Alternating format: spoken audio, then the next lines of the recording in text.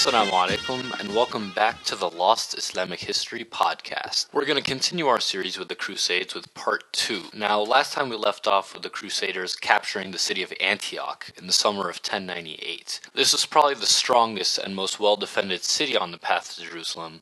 So this loss spelled out disaster for the Muslims. The Muslim reaction to this loss was pretty interesting. Despite the fact that over 30,000 Frankish soldiers, who the Arabs called the French by the way, were invading the Muslim world, there was no general alarm sounded by the Muslims. We have to keep in mind that the Middle East at this point was incredibly disunited. Each city basically was independent and on its own. Thus, no one was able to stop the Crusaders on their own as they marched down the Mediterranean coast. In fact, many emirs or governors actually paid the Crusaders or gave them weapons and supplies in return for not being attacked. Why were the Muslims so afraid and unwilling to stand up to the Crusaders? Now, one reason for this was what the Crusaders did a few months after they captured Antioch.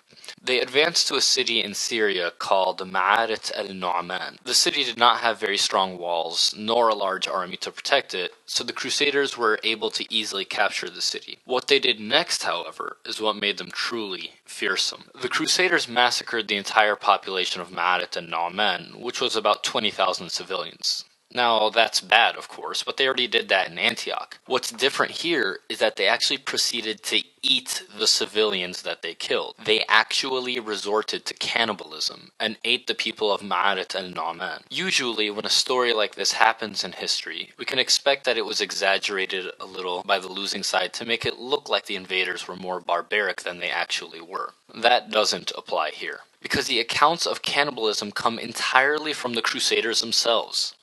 Christian chroniclers from this time wrote extensively about the cannibalism of the Crusaders in that city. They explained it by saying that the Crusaders were running very low on supplies and didn't have any food available, so they were forced to eat the bodies of the dead civilians. Whatever the reason was, the effect was clear. Other Muslim cities would do anything they could to avoid fighting the Crusaders, even if it meant helping out the Crusaders as they passed by. Anything to avoid the same fate as the people of Ma'arit al-Nu'man. The Crusaders had totally terrorized the Muslim world into submission as they rampaged through the land on their way to Jerusalem. By June of 1099, the Crusaders arrived at the walls of Jerusalem. Jerusalem at this time was controlled by the Fatimid Empire, which was based in Egypt.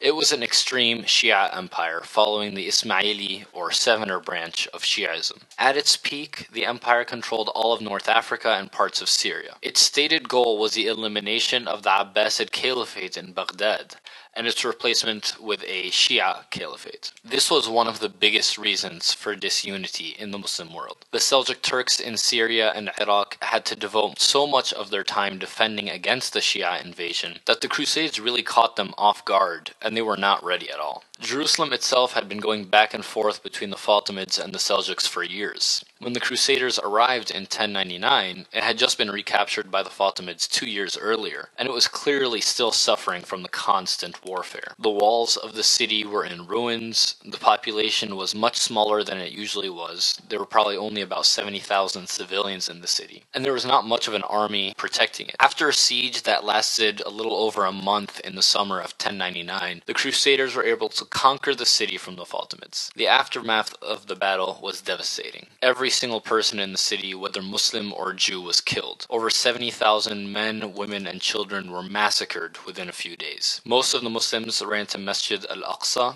and were killed there. One crusader even bragged that the blood of the Muslims in the masjid ran up to his ankles. The Jews of the city were also massacred. They all hid in one of their synagogues, which was burned down by the Crusaders as they sang songs about Jesus Christ. For the first time since the time of Umar ibn al-Khattab in 637, the city of Jerusalem was not a Muslim city. The mosques were all either destroyed or converted into Christian churches and palaces. Muslims were completely barred from entering the city, and for the first time in hundreds of years, the call to prayer did not ring out in the streets of Jerusalem. That wraps it up for this episode of the Lost Islamic History podcast.